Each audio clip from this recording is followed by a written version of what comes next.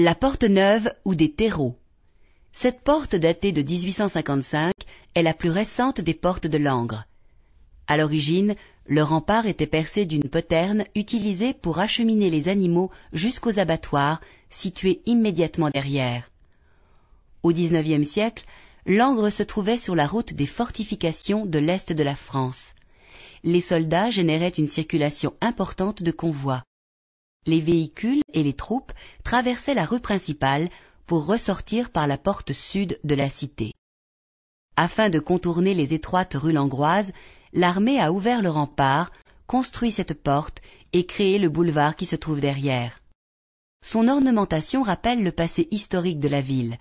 La partie basse est formée de 2 ouvertures en plein cintre, assez larges pour faciliter le flux de circulation.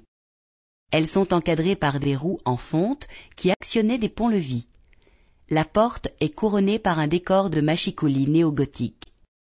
L'ouverture demi-circulaire à côté de cette entrée de ville marque l'emplacement de l'ancien corps de garde. L'arrière de la porte est surmonté d'une niche abritant une statue en fonte de la Vierge. Cette niche est encadrée par des pilastres cannelés à chapiteaux corinthiens et son fronton porte les armes de la ville. L'Immaculée Conception, debout sur un globe, foule aux pieds un serpent symbolisant le péché. Dans cette iconographie qui apparaît au XIXe siècle, les mains sont ouvertes et les bras écartés du corps. Dans certains cas, des rayons jaillissent de ces mains pour distribuer des grâces. Ce retour à la piété s'explique par la multiplication des apparitions mariales au XIXe siècle.